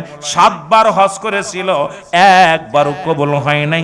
যখন কবরের পাশে কেঁদে কেঁদে জীবনটারে কুরবানি করার জন্য অগ্রসর হয়েছিল, কবর থেকে আওয়াজ আসে, কলিজার টুকরা সন্তান রে, যখন তোর বুকের মধ্যে থাবা মারিস রে, আমি দুঃখিনীর মার কলিজায় লাগি, যখন তোর বুকের মধ্যে থাবার লাগাস আমি তোর বাবার বুকের মধ্যে লাগে রে, আমি আব্বা মা ও হইয়া তোরে ক্ষমা করে দিলাম। 52-এর 14 জ্বালা 70টা হজের সব তার আমল নামায় লেখা হয়ে গেছে। জোরে জোরে চিল্লায় বলা যাবে না মারহাবা। এ মুসলমান গভীর মনোযোগ, সর্বদাই তাদের কথা মেনে চলবেন, তাদের বিরোধিতা করবেন না। যে কথা বলে মেনে চলবেন। কে কে একটু রাজি আছেন হাত তোলেন। রাজি আছেন তো? ওই বুড়ো হয়ে গেছে, ওর কথা কি শুনবো? আব্বা বুড়ো হয়ে গেছে, মা বুড়ো হয়ে গেছে, ওর কি কথা শুনবো? মন লাগে না, ভাল লাগে না। সর্বদাই তাদের কথা মেনে চলতে হবে। জোরে বলেন ঠিক কিনা? মুসলমান 4 নাম্বার, তাদের খেদমত করা লাগবে। সুবহানাল্লাহ বলেন না? খেদমত করা লাগবে। এমন খেদমত কখন কোন জিনিসটা লাগবে জানেন? বাবা পান খায়, একটু বেটে দেন, পানটা বানায়া দেন। বাবা অজু করে নামাজ পড়ে, পানিটা আগায়া দেন। বাবা ঘুমাইবে, তার বিছনাটা ভালো করে ঝেড়ে দেন। বাবা বাজারে যেতে পারে না, তা ঠিকানা দিয়ে আগায় দেন। বাবা ঘুরতে মন চায়, একটু ঘুরাই আনেন। বাবার খেদমত করা লাগবে। বাবা মার ঘুম আসে না, মাথায় একটু হাত বোলায়া দেন, হাত পা একটু টিপে দেন। কখন কি খেদমত লাগবে? পিতা মাতার খেদমত আমাদেরই লাগবে। আমরা আজ থেকে প্রতিজ্ঞা করব, পিতা মাতার খেদমত করতে চাই কি চাই না। মা বাবার খেদমত এমন ভাবে করবেন, এমন বলা লাগে না, যেন বলা যেন লাগে না। কি লাগবে? আপনার বোঝা উচিত। কারণ মা বাবার আপনার কি বোঝা উচিত? মার দিক তাকাইলে, বাবার দিক তাকাইলে কি লাগবে? খেদমত গুলো আমাদের করা লাগবে কি লাগবে না? আমার মুসলমান গভীর মনোযোগ। 5 নাম্বার, তাদের প্রয়োজনীয়তা পুরা করা লাগবে, পূরণ করা লাগবে। কোন জিনিসটা প্রয়োজন এখন বুঝতে হবে। শীতের মৌসুম আসতেছে, বাবার গরম জুতা কিনে দিতে হবে, গরম কাপড় কিনে দিতে হবে। বাবার বাসি ঠান্ডা ভাত নয়, গরম করে দিতে হবে। বাবার পানিটা গরম করে দিতে হবে। একবার তার প্রয়োজনীয়তা কিরে মুসলমান? চশমা লাগে, চোখি দেখে না, চশমা কিনে দাও। একটা ভালো কাপড় কিনে দাও। তার কাপড় মুসলমান এক কথায় তার প্রয়োজনীয়তা পূরণ করা লাগবে। বাবা মার যে প্রয়োজনীয় কি কি লাগবে রে মুসলমান, আগে তারে জিগাইবেন, আব্বু আপনার কি লাগবে, আম্মু আপনার কি লাগবে। যেগুলো লাগবে আপনি সাধ্যমতো প্রাণ করবেন মুসলমান। আরে বাবা মা তো কিচ্ছু চাই না রে, ভালোবেসে একটা ডাক দিবেন, মা মা গো, ভালোবেসে একটা ডাক দিবেন বাবা। বাবা মার কলিজা ভরে যায়। ভ্যান চালক বা সন্তান যদি কয় মা তোমার কিছু লাগবে নি, কয় না রে বাজান আমার লাগবে না, তোর ছেলে মেয়ে নিয়ে তো তুই তো পারিস না। বাবাই কয় বাজান আমার লাগবে না, তোর ছেলে মেয়ে নিয়ে খা। কারণ কোন বাপ মা বাজান আমাদা কিছু চায় না, এত সম্পদ চায় না। কোন পিতা মাতা মুসলমান 7 রাজার ধন চায় না। বাপ মা সব সময় চায় সন্তান সুখে থাকুক, শান্তিতে থাকুক। জোরে জোরে বলেন ঠিক কিনা? এর মা বাবার কথা মতো যে জন চলে না, বলো মা বাবার। ওরে আল্লাহ নবীর দয়া তারা পাবি না, হায় রে আল্লাহ। আরো জোরে বলেন আল্লাহ নবীর দয়া। মা বাবা তোর অতি আপন, তাদেরকে করো যতন। মা বাবা তোর অতি আপন, তাদেরকে করো যতন। ওরে মার কলিজায় দুঃখ দিলে আল্লাহ সহে না, বলো মার কলিজায় দুঃখ দিলে আল্লাহ নবীর দয়া তারা পাবি না, বাইরে আল্লাহ নবীর দয়া। এ দুনিয়ার মুসলমান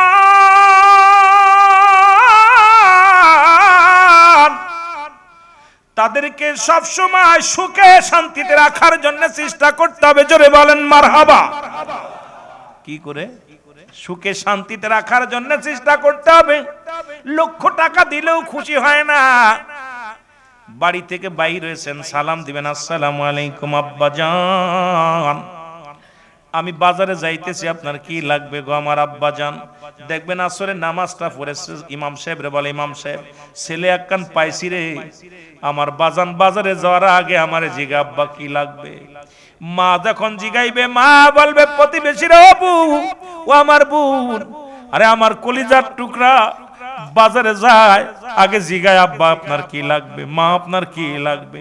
মুসলমান শুনে নাও, শুনে নাও, আরে আমার বাজান আমার কি করে রাত্রে যখন ও মুসলমান রাত্রি গভীর হয়ে গেছে,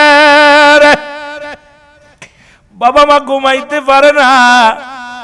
আরে বোর কাছে সবসময় না থেকে একটু ঘুম থেকে ওঠো, উঠে ডাক দাও মা গো কিছু খাবা কিনা, বাবা গো একটু পানি খাবানি, একটু ফল এনে দাও।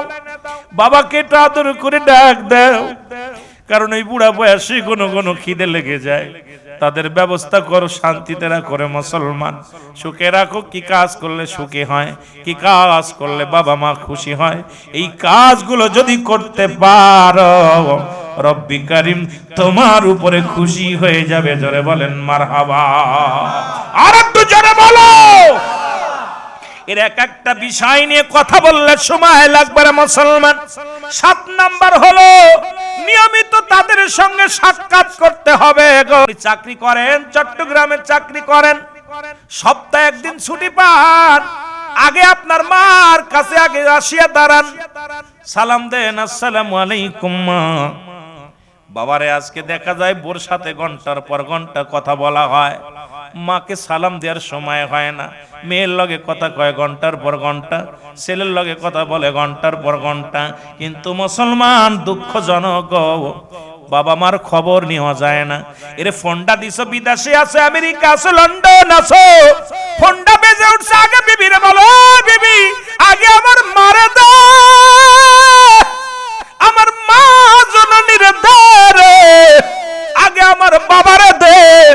বাবা মার সাথে 2-4টে কথা বলা পর ঘন্টার পর ঘন্টা তুমি বিবির লগে বলো, ছেলের লগে বলো, মা কিন্তু খুশি হয়ে যাবে। আর আমার কলিজার টুকরা সন্তান বিদেশ থেকে ফোনটা দিয়ে আগে চায় আমার মা, আগে চায় আমার বাবা, প্রতিবেশীর কাছে গল্প করে, নামাজ পড়ে দোয়া করবে।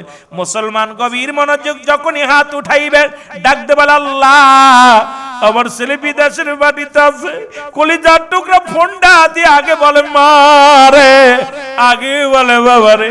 এমন সন্তান আছে আমরা বছরকে বছর আব্বা মার খোঁজ নিই না। বাবার গভীর মনোযোগ, মা বাবার প্রতি নিয়মিত আমরা ভালো মতো আমরা কি করি না, খোঁজ খবর নিতে পারি না। খোঁজ খবর নিবেন, যখন বাড়ি আসবেন আগে মার কাছে দৌড়ায়া যাবেন, চাকরি থেকে এসে মার কাছে দৌড়ায়া যাবেন, ব্যবসা থেকে এসে আগে মার কাছে দৌড়ায়া যাবেন, বাবার ঘরে যাবেন, মার ঘরে যাবেন, এরপরে আপনার ছেলে মেয়ের ঘরে যান, এরপরে আপনার বিবির ঘরে যান। দেখবেন পিতামাতা এত সন্তুষ্ট হয়ে যাবে রে মুসলমান, রব্বে কারীম খুশি হইয়া জান্নাতের দরজাগুলো আপনার জন্য খুলে রাখবে। জোরে বলা যাবে না সুবহানাল্লাহ। এই 7টা হকের মধ্যে সর্বশেষ হক হলো সময় করে বেশি বেশি করে বাবা মার সাথে সাক্ষাৎ করা। সাক্ষাৎ করবেন। আপনি বাবা মা বিছনায় পড়িয়া শুয়ে আছে, আপনি যাচ্ছেন এক জায়গায়, আব্বু আমি বাজারে যাচ্ছি, আব্বা মা বসে আছে, আপনি কথাটা বলে যান, চলে যাচ্ছে, যা পর বৌমা কই গেল আমার ছেলে, জিগায় মারে, মা দাঁড়ায় রয়েছে পাশাপাশি, মা বাবা বসে রয়েছে, একবার বলে না মুখ দিয়ে, কত বড় কপাল পোড়া। চলে যাচ্ছে, বউরে বলতেছে আমি অমুক জায়গা যাচ্ছি, ছেলেরে বলতেছে অমুক জায়গা যাচ্ছি, মেয়েরে বলতেছে, অথচ মা বাবা বসে আছে, মা বাবারে বলার সময় নেই। আরে কপাল পোড়া, বউ তাকায় থাকে কিছু আনবে, ছেলে তাকায় থাকে কিছু আনবে, আর মা তাকায় থাকে আমার সন্তান সুবালাই মতো যেন ঘরে ফেরে, বাবা তাকায় থাকে সুবালাই মতো আমার সন্তান বাড়ি ফেরে। কারণ আমি নিজে ভুক্তভোগী। আল্লাহর কসম, আল্লাহর কসম, মিডিয়ায় যাচ্ছে কথাগুলো, যত রাত হোক আমি যখনই বাড়ি যাই, আমার গাড়িটা, যেই গাড়িটা আমার আব্বা দেখি উঠা আগে দৌড়ে যায়, দরজাটা খুলে গাড়ি রাখার জায়গায় আমার মা জেগে থাকে, কিন্তু বিবির ডাক দিতে হয় দরজা দেয়, ওঠো ওঠো, 3-4টে ডাক দিয়া পরাইতে উঠলো। এরপরে একটা দিন দেখি না আমার মারে ঘুমাইতে, আমার বাবারে ঘুমাইতে। আমি একদিন জিগাইতেছি আমার আম্মারে, মাগো তুমি যে ঘুমাও না? মা বলতে, বাজান তুই তো সন্তান বাবা হইছস, তো সন্তান যদি বাইরে থাকলে তোর ঘুম হইব? আমি কই ঘুম হবে না কেন? কয় মা বাজান রে তুই বাইরে থাকিস, তাকায় থাকি কখন কোন দুর্ঘটনা হয়, কখন কি হয়, আমার কান থাকে যে গাড়িটা আসছে কিনা, গাড়িকে আসছে কিনা। আব্বা কয় বাজান সারা রাত আমার ঘুম আসে না, তুই বাড়ি থাকলে আমার ঘুমটা সেদিন ভালো হয়, তুই বাড়ি থাকলে ঘুম ভালো হয়, যেই মাহফিলে যাস আমি ঘুমাইতে পারি না রাত ভরে। তা আমার বাবা মা দুজনই হাজি মানুষ, হজ করে আসছে। তা আমার বাবারা মাঝে মাঝে, আব্বা মার হায়াতের মধ্যে আল্লাহ বরকত দান করুক, তো পৃথিবীর মধ্যে একটা দিন আমার মাকে ডাকা লাগে নাই, বাবাকে ডাকা লাগে নাই, যত রাত যায় মাকে যে জাগ্ন পায়, বাবাকে যে জাগ্ন পায়। এই নিয়ামত দেখবেন ঘরের মধ্যে বিবিরে বউরে ডাকা লাগে, এরপরে বউ কয় কত টাকা পাইছো, কি ভালো কি মন্দ, কি বালক তাবারক পাইছো, খাইছো, কি ভালো আছে। আমার মা মুখের দিকে তাকাইবে, আহা, বাবা মুখের দিকে, কিরে দুপুরে খাস নাই, রাত্রি জাগিয়ে আসছিস, চোখ দুইটা ছোট হয়ে গেছে, তাড়াতাড়ি বিছনায় যা, তাড়াতাড়ি বিছনায় যা। ছেলে এসে বিরক্ত করবে, মেয়ে এসে বিরক্ত করবে, মা তাদেরকে বলে বাজান তোমরা তো বৌমা ওদের সরাই দাও, সন্তানকে ঘুমাইতে দাও, রাত ভরে জেগে আছে। এই পৃথিবীর মধ্যে এমন দুঃখিনী মানুষ যাদের নাই দাঁত থাকতে দাঁতের মর্ম বুঝি না। দাঁত নাই, আপনার আজকে এখানে খাবার সুন্দর বোনা গোস্ত আনছে, যার দাঁত নাই ও দেখা পর আফসোস জাগছে, যাহারে এই হাড্ডি যদি দাঁত থাকতে পাইতাম মজা মেরে খাতাম, কিন্তু এখন তো দাঁত নাই। বুড়া গরু দাঁত নাই, খাবার দিছে, চোখের পানিগুলো পড়তেছে, এই খড় কুটা খাইয়ে দাঁত ফেলে দিছি, এখন তাজা ঘাস খেতে পারতেছি না। তা আমরা জীবনে এমন সারা জীবন ধরে বাপ মার দোয়া নিতে পারি নাই। আমার বাবারা, এর মতো অপদার্থ সন্তান আর দুনিয়ার মধ্যে নাই, যে পিতা মাতা বেঁচে থাকতে যে ক্ষমা চেয়ে নিতে পারলো না, বাবা মার থেকে জান্নাত আদায় করে নিতে পারলো না, এর মতো কপাল পোড়া সন্তান আর পৃথিবীর মধ্যে কেউ নাই। এখন শেষ বয়সে খালি কানবা, কিন্তু বাপ মা থাকতে কিন্তু মর্ম বোঝো নাই। এখন বাপ মা যদি আপনার উপরে রাজি খুশি থাকে, তাহলে আপনার জীবনটা ধন্য। এই জন্য 7 নাম্বার হলো আমরা সদা সর্বদাই পিতা মাতার খোঁজ খবর নিয়মিত নিতে হবে, ঠিক কিনা? সাক্ষাৎ করতে হবে। আপনি সপ্তাহে একদিন বাড়ি আইছেন, মাসে একবার বাড়ি আইছেন, এত দরকার নাই, আসতে পারেন না। আল্লাহর রাস্তায় আজকে যারা আলোচনা শুনতেছেন, একদিন দুদিনের জন্য বাড়িতে বাইরে হলে ফোনটা দিয়ে আগে মারে চাবেন, আগে মারে চাবেন। মনি ধরলে বাজান রে, আম্মুরে, তো আমার মারে দাও না, তোমার দাদির দাও, তোমার দাদার দাও। ও মা, আমি তোমার বলে আসতে পারি নাই, তোমার তো পাইছিলাম না, আমি অমুক জায়গা আছি। দেখবেন আপনি যত সুখে থাকবেন, আপনার সফর যত শান্তি হবে, ওই সফরের মধ্যে ওই এত শান্তি পাবেন, আত্মায় শান্তি পাবেন, দুনিয়ার বিপদ থেকে মুক্ত পাবেন। কারণ পৃথিবীর মধ্যে বোমা মারলে যেমন, গুলি মারলে, তীর মারলে যেমন ফেরে না, কারেন্টের গতি যেমন, কারেন্ট যেমন আসলে একদম যেমন বিফলে যায় না, ঠিক পিতামাতার দোয়া বিফলে যায় না। এই জন্য পিতামাতার কাছ থেকে আদায় করে নিতে হবে। জোরে বলেন মারহাবা, আরো জোরে বলেন মারহাবা, একটু মহব্বতের সঙ্গে আবার বলেন, ওরে আমি যদি যাই গো মারা, আমি যদি বিদেশের মাটিতে, লাশটায় আমার পৌঁছাই দিও মায়েরই কোলেতে, ওরে লাশটায় আমার জন্মের পরে যে কোলেতে রাখছে আমার মা,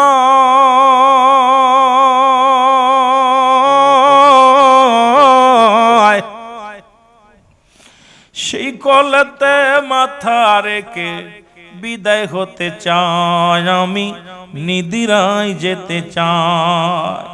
ওই আমার মায়ের দোয়া থাকলে সাথে, বাবার দোয়া থাকলে সাথে, শান্তি পাবো কবরে, লাশটায় আমার পৌঁছাই দিও মায়েরই কোলেতে, ওরে লাশটায় আমার,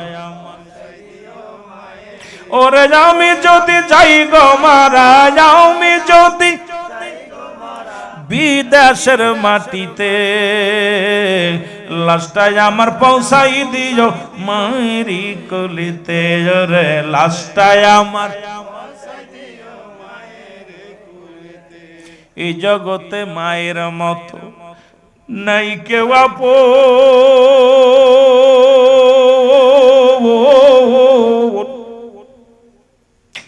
ওই দুঃখিনী মারে না দেখায়া দিও না দাফন, আমার দিও না দাফন। আরে দুনিয়ার মুসলমান,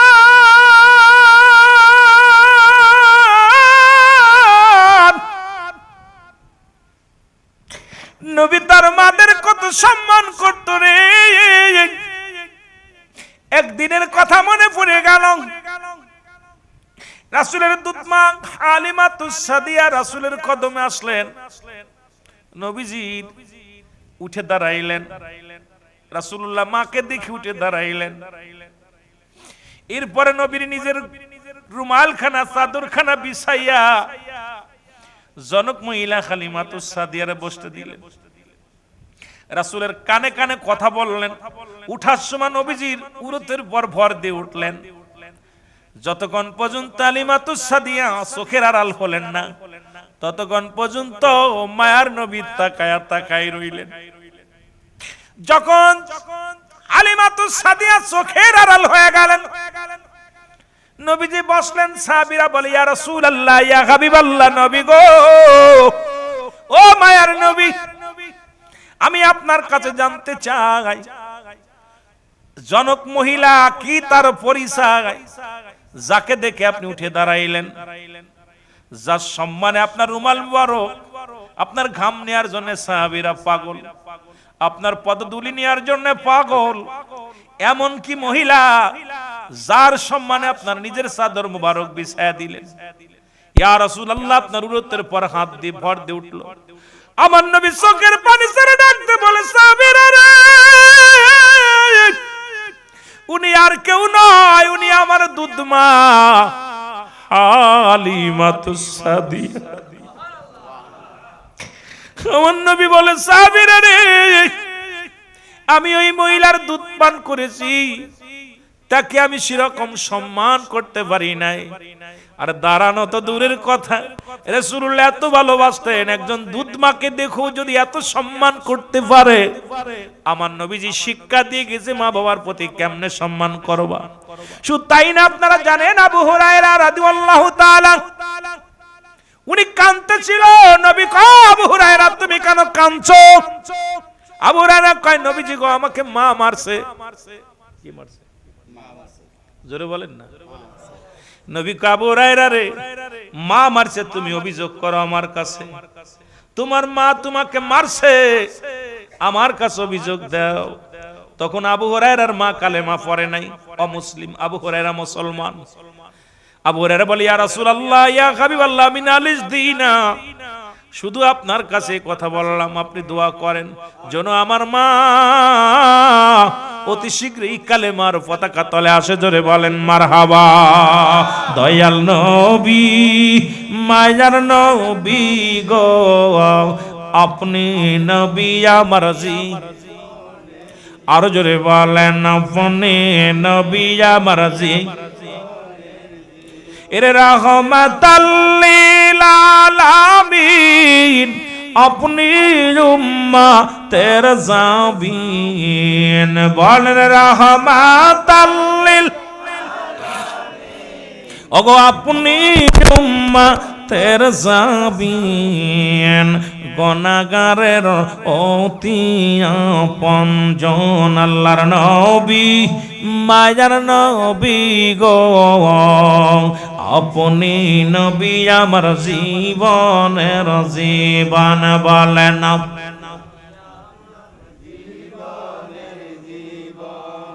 আপনাকে যে পাইল, জাহান্নামের আগুন তার হারাম হইল। নবী আপনাকে যে পাই, ওগো জাহান্নামের আগুন তার হারাম হইল। দয়া করে নবী দেন গো দেখা দেন, দয়াল নবী, মায়ার নবী গো, আপনি নবী আমার জীবন। আরো জোরে বলেন, আপনি নবী আমার। এ দুনিয়ার মুসলমান,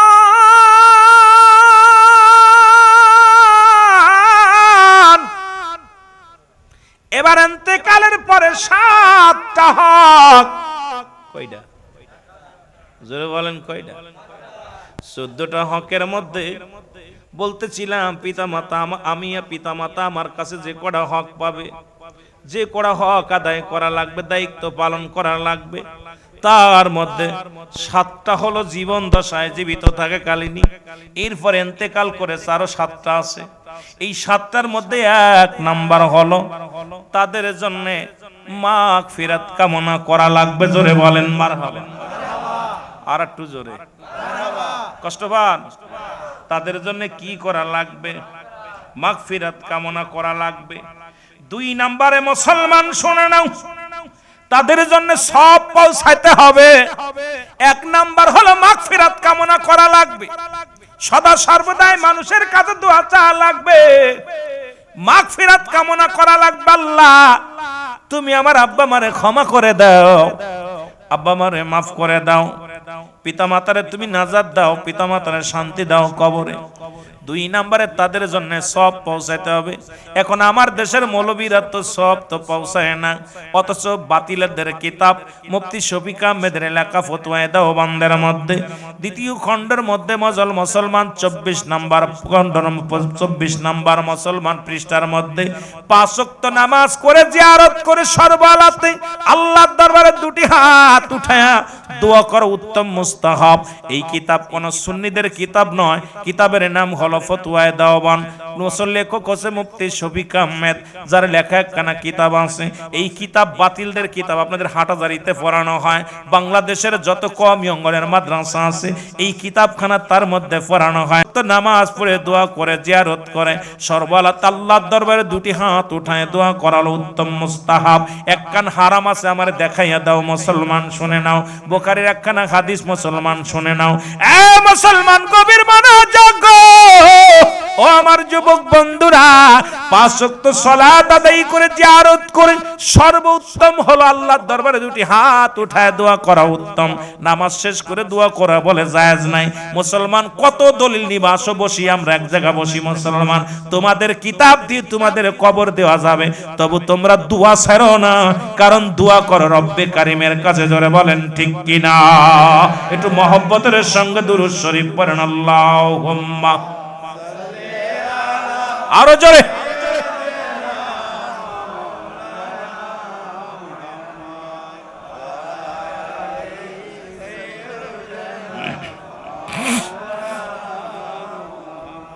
এ মুসলমান 3 নাম্বার আমি বলতেছিলাম রে মুসলমান, এই 14টা হকের কথা বলে আমি আলোচনা শেষ করতে চেয়েছিলাম। আমার যুবক বন্ধুরা, 3 নাম্বার তার আত্মীয়স্বজন যারা আছে তাদের সহযোগিতা করা, সার্বিক সহযোগিতা করা। বাবার আত্মীয় স্বজন যারা আছে, মার আত্মীয় স্বজন যারা আছে, ইন্তেকালের পরে তাদের সহযোগিতা করতে হবে, সার্বিক সহযোগিতা করতে হবে। বাবার আত্মীয় গরিব আছে, তার যাকাত দেন, ফিতরা দেন, একটা শাড়ি কিনে দেন, এক বস্তা চাউল কিনে দেন, তারে কিছু টাকা দেন। এক কথায় তাদের সার্বিক সহযোগিতা করতে হবে। বাবা মার সাথী সঙ্গী আত্মীয় স্বজন যারা আছে, তিনি মুসলমান 4 নাম্বার পিতা মাতার সাথী সঙ্গী আত্মীয় স্বজন যারা আছে তাদেরকে সাহায্য করতে হবে। বাবা মার আত্মীয় স্বজন, মার আত্মীয়, বাবার আত্মীয় স্বজন যারা আছে এদেরকে সার্বিক সহযোগিতা করা লাগবে। কোন রকম যেন আপনার আমরা দেখা যায় দাদার বাবার আত্মীয় স্বজন আলিয়া চিনি না, মামার পক্ষে আলি চিনি না, মার পক্ষের আত্মীয় স্বজন গেলে তাদের বসতে দিতে হয়, কুটুমের কুটুম গেলে পরিচয় দিয়ে বসা লাগে যুবক রে। অথচ রাসূল বলছে মুসলমান শুনে নাও, তাদের সাথী সঙ্গে আত্মীয় স্বজনদের মুসলমান সম্মান করতে হবে। এক মুসলমান 3 নাম্বার তাদের যত আত্মীয় স্বজন আছে, বাবার আত্মীয় স্বজন আছে, তাদেরকে সম্মান করলে বাবার প্রতি শ্রদ্ধাশীল বেড়ে যাবে, আমার আল্লাহ খুশি হয়ে যাবে। মায়ের আত্মীয় স্বজন যারা আছে তাদেরকে সম্মান করতে হবে। 4 নাম্বার হলো তাদের আত্মীয় স্বজন যারা আছে তাদের সার্বিক সহযোগিতা করা লাগবে। আজ থেকে প্রতিজ্ঞা করবেন, মার আত্মীয় যারা আছে তাদের সম্মান করবেন, ভালোবাসবেন। বাবার আত্মীয় স্বজন যারা আছে তাদের সম্মান করবেন, ভালোবাসবেন। মা বাবার আত্মীয় স্বজন যারা আছে তাদের সার্বিক সহযোগিতাও করা লাগবে। জোরে বলেন মারহাবা। এখন মামা বাড়ির আত্মীয় আলী চিনি না, নানি মামা নানা আমার নানি মরিয়ে গেলি আর মামারা আলী চেনে না, মারে কয় ওরে আইছে কীর্তি, ওরে খেদাও। জোরে বলে ঠিক কি না? অথচ রাসূল বলছে এই হকগুলো আল্লাহ যেগুলো বলে গেছেন, রাসূলকে রাসূল সে কথা বলছে যে এই হকগুলো আদায় করতে হলে তোমাদের আত্মীয় স্বজন, তাদের আত্মীয় স্বজন যারা আছে তাদের কি করতে হবে? তাদের সহযোগিতা করতে হবে, সার্বিক সহযোগিতা করতে হবে, তাদেরকে সম্মান করতে হবে। 5 নম্বরে তাদের ঋণগুলো পরিশোধ করা লাগবে।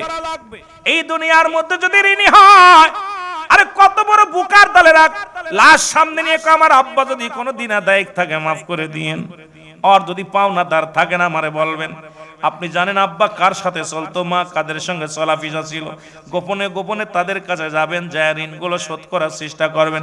মাকে ছোট করেন, লাশ সামনে নিয়ে ক্ষমা চান, আমার মারে মাফ করে দিন, বাবারে মাফ করে দিন। ওরে কপাল পোড়া সন্তান, তোদেরকে দুনিয়া আনতে যত রক্ত পানি প্রবাহিত হয়েছিল মার, তোর জন্ম দিয়া তোর বাবা মা যত কষ্ট করেছে, এই কষ্টের দিন মাকে অপমানি করা না, অপবাস্ত করা নাই। ওই উপস্থিত মজলিসে দাঁড়ায়া বলবি ভাইরা, আমার মা আমার বাবা আপনাদের সঙ্গে চলাফেরা করেছিল, দোয়া চাই, দোয়া চাই, আমার বাবা মার ভুলটি করে থাকলে ক্ষমা দৃষ্টি দেখবেন, আর বাবা মায়ের জন্য দোয়া চাই, কারণ বাবা মা তো রেখে গেছে সবচেয়ে বড় আমানত। তোরে টাকা লাগবে না, পয়সা লাগবে না, তোরে জন্ম দিছে সেই ঋণ তো শোধ করতে পারবি না, গায়ের চামড়া কেটে যদি জুতা বানায় দাও মা বাবার ঋণ শোধ হবে না। এই দুনিয়ার আলো বাতাস দেখার জন্য মা বাবার ভূমিকা কোনোদিন শেষ হবে না। অনেক পুরা কপাইল্লা ছেলে মেয়ে কাদর আব্বা কি দিছে, মা কি দিছে, আরে কপাল পুরা। মা বাবার ঋণ শোধ করতে হবে। জোরে বল আল্লাহু আকবার, আর একটু জোরে বলেন আল্লাহু আকবার। 6 নম্বরে শরীয়ত মোতাবেক তাদের ওসিয়াত গুলো পালন করা লাগবে। 6 নাম্বার হলো ওসিয়াত করে গেছে, ওই জমিটা আমার দেশে অনেক আছে, বাবা দান করে গেছে, ছেলে রেকর্ড করে নিছে, বাবা দান করে গেছে ফেরত নিছে, কথা কই না? বাপ কইছে মাদ্রাসায় 5 বছর চাল দিস, 5 বছর চালের দাম আছে 2500 টাকা বা 25,000 টাকা, আব্বার কথা শুনতে হইব না। বাবা মা যদি ওসিয়াত করে যায় শরীয়ত মোতাবেক, এখন আব্বা কয়েকখান মূর্তি বানাস, এটা মানা যাবে না, কথা কইছেন নি, হারাম খাস। আব্বা মা যদি শরীয়ত মোতাবেক ওসিয়াত গুলো করে যায়, একটা হলো ওসিয়াত, একটা হলো নসিয়াত। ওসিয়াত আর নসিয়াত দুইটা। নসিয়াত জীবন দশায় যখন মুসলমান বাস্তবমুখী হয়ে অনেক সময় রাগ করে বলে এই কাজটা অমুক করে হেলাই দি, এই কাজ কর ও কাজ কর, আর ওসিয়াত যেটা মুসলমান শুনে নেন সেটা হলো মৃত্যু সজ্জায় যায়। এই সময় বাবা মা সন্তানদের ডাকতে বলে বাবা তোর আত্মীয় স্বজনের সঙ্গে ভালো ব্যবহার করবি, ওই বই খান অমুকরে দিয়ে দিবি, এইটা অমুকরে দাঁড় দিবি, অমুকরে এই কাজটা করবি। একটা হলো ওসিয়াত, একটা হলো নসিয়াত। নসিয়াত করে যখন জীবন দশায় জীবিত থাকতে সবল থাকতে একটা করে গেল বাবা অমুক কাজটা কর, এইটা কর ওটা কর, এগুলো ওসিয়াত। আর নসিয়াত বাজামস নসিয়াত হলো ওটা, ওসিয়াত হলো মৃত্যু সরজায় যখন যায়, এটা পালন করা আপনার জন্য এখন তো মুসলমান একবারে আপনার জন্য কর্তব্য, দায়িত্ব, কর্তব্যের মনে এসে যায়। কারণ বাবা মার হক যদি আদায় করতে হয় বাবা মার ওসিয়াত শরীয়ত মোতাবেক পালন করা লাগবে। জোরে বলেন মারহাবা। 7 নাম্বার হলো এগুলো 6 নাম্বার, 7 নাম্বার হলো সময় করে সুযোগ করে বেশি বেশি করে আব্বা মার কবরটা জিয়ারত করা লাগবে। জোরে বলেন মারহাবা। আর একটু জোরে। এমনও আছেন এর মধ্যে 1 বছরে কবর জিয়ারত করতে যান না, আছেন আব্বা? আরে বাবা, বাপ মা, রাসূল বলছে, আল্লাহ নিজে ঘোষণা দিয়েছে, হাবিব রে, হাবিব বলতেছে উম্মতি রে, যেই 14টা হক প্রতিটা সন্তানের আছে, আপনি পারলে 3 বেলা যান, সকালে ফজরের নামাজটা পড়ে আব্বা মার কবরের পাশে দাঁড়ান, পারেন নাই সময় আসরে যান, আসরে পান নাই মাগরিবের নামাজটা পড়ে দাঁড়ায় যান, মাগরিবের সময় পান নাই ঈশান সালাত আদায় করে আব্বা মার কবরের পাশে দাঁড়ায় যান। আপনি যখনই সুযোগ পাবেন, রাসূল বলছে তোমরা বেশি বেশি করে কবর জিয়ারত করো। প্রথম জীবনে নবী বারণ করেছিল যে আমার সাহাবীরা তোমরা কবরের পাশে বেশি যেও না, কারণ মানুষ ওই কবরটা সিজদা করবে, কবরটার পূজা বানায় নেবে, সিজদার জায়গা বানায় নেবে। আবার শেষ জীবনে নবীজি তাগিদ দিয়েছে তোমরা বেশি বেশি জিয়ারত করো, কারণ কোন ব্যক্তি কবরের পাশে গেলে তার দুনিয়াবি মোহ কেটে যায়, পরকালের কথা মনে পড়ে যায়। আর রাসূল নিজে ঘোষণা করছে তোমরা বেশি বেশি করে সময় করে যখনই সুযোগ পাবা, সময় সুযোগ পাবা, আব্বা মার কবর জিয়ারত করবা। সুবহানাল্লাহ বলেন, আরো জোরে বলেন। দেখা যায় মাস চলে যায়, অনেকে আছে ওই রোজার দি কুরবানি দি খালি বাপ মার কবরটা সাফ করে আর একটু জিয়ারত করে। আমাদেরকে দেখা যায় খালি রোজার ওই আরো গাছে জিকির করে, সে গাছটাও কেটে দেয়। আরে কবরের উপরে যে গাছগুলো আছে এটা আল্লাহ জিকির করে, ওটা কেটে সাফ করে ধুলো বানায় ফেলে। ও তো জীবনে কিছু দেবেও না, আবার কবরের উপরে যে গাছগুলো জিকির করে এটারও সাইজ করে। যারা বলেন ঠিক কি না? আছে না বাবা? সাইজ করে ফেলে। এই জন্য অনুরোধ করব যাদের আব্বা মা নাই, আল্লাহর রাস্তে সপ্তাহে 7 দিন করেন, বেশি বার 14 দিন করেন, বেশি পারলে 14 দিন, তারপরে বেশি 21 দিন করেন, 22 দিন, যত বেশি করতে পারেন। আপনি বাজার থেকে আইসে আসরের নামাজটা পড়ে মা বাবার পাশে দাঁড়াই গেলেন, আর জোহরের নামাজ, আসরের নামাজ, ঈশার নামাজ, ফজরের নামাজ যখন মন চাবে সালাত আদায় করে আব্বা মার কবর পাশে দাঁড়ায় পড়ে দোয়া করবেন।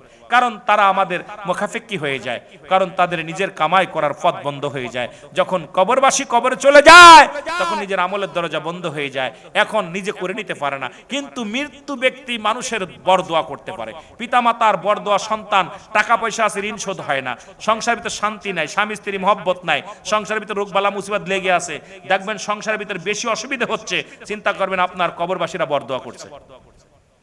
কবরবাসী যদি বরদোয়া করে, দেখবেন আপনি লক্ষ লক্ষ টাকা কামাচ্ছেন কিন্তু উন্নতি নাই, আপনার সংসারে স্বামী স্ত্রী মহব্বত নাই, ভাইয়ে ভাইয়ে মিল নাই, দেখবেন আপনার সম্পদের পাহাড় আছে, সুখ নাই, তারপরে রোগবালা মুসিবত, ছেলে মেয়ের রোগবালা, নিজের বালা মুসিবত যাচ্ছে না। চিন্তা করুন আপনার আপনজন আপনার জন্য অভিশাপ করতেছে। কারণ কবরবাসী নিজের কামাইটা নিতে পারে না, কিন্তু মানুষের জন্য বরদোয়া করতে পারে। যখন আপনার জন্য কানবে, আল্লাহ ওদেরকে দুনিয়ার মধ্যে রেখে আসলাম, সবকিছু দিয়ে আসলাম, আজকে আমি ভিখারি, আমাকে কিছু দিচ্ছে না, আল্লাহ ওরা হালাক হয়ে যাক, ক্ষতিগ্রস্ত হয়ে যাক, সঙ্গে সঙ্গে আপনারা ক্ষতিগ্রস্ত হয়ে যাবেন। এই জন্য কবরবাসীকে খুশি রাখবেন। যারা আপনজন চলে গেছে, বিশেষ করে মা বাবা, আত্মীয় স্বজন, দাদা দাদি, নানা নানি যারা আছে, এদের বেশি বেশি করে ভাই বন্ধুর কবরটা বেশি জিয়ারত করবেন, বেশি বেশি করে কানবেন, চোখের পানি ছেড়ে কানবেন তাদের জন্য, যেন তারা খুশি হয়ে আত্মার জন্য কবরে শুয়ে থাকতে পারে। আমরা রাজি আছি? জোরে বলে রাজি আছি? কষ্ট হচ্ছে আপনাদের? কষ্ট হচ্ছে? 12:30 পর্যন্ত করবো, বাঁচেনি? আয় হাই 44 বেজে গেছে, কাম সারছে, গড়ি দৌড়াইতেছে, কত খালি দৌড়াইতেছে। আর আমার দোয়াজ করে তৈরি কমিটিরও বলবো, আমার দয়া করে একটা দিন রেস্টে দিবেন, একটু আসতে। এই রকম যদি সময়, এত সময় করে জার্নি করে 12-13 ঘন্টাও জার্নি করে এসে আলোচনা করতে পারি না, তবু তো শুধু সুন্নিয়াতের আপনাদের চেহারা দেখা পর একটু কথা বলতে পারি। মাঝে মাঝে স্পিরিট নিজেই কেটে আপনারই হয়ে যায়, পিছলে মারি, কারণ আত্মর পারিনি, জীবনে কোলাই না। তবুও আপনারা সুন্নি ভাইয়েরা যেহেতু অনেক কষ্ট করে আসেন, ফজরে নামাজ পড়তে হবে, আমার ভাইয়েরা নামাজ, ছোট ভাইয়েরা কোরআন তেলাওয়াত করবে, আমরা আগাবো না। এই যে 14টা হকের কথা বললাম, একদম সর্বোপরি এই 14টা হক আমরা আদায় করতে চাই কি চাই না? জোরে বলেন, চাই কি চাই না? সবাই রাজি আছেন তো? চেষ্টা করবেন সাধ্য মতো, সাধ্য মতো। আরে আপনার তো আর এখন পারেন 10 টাকা দিতে, আমি 20 টাকা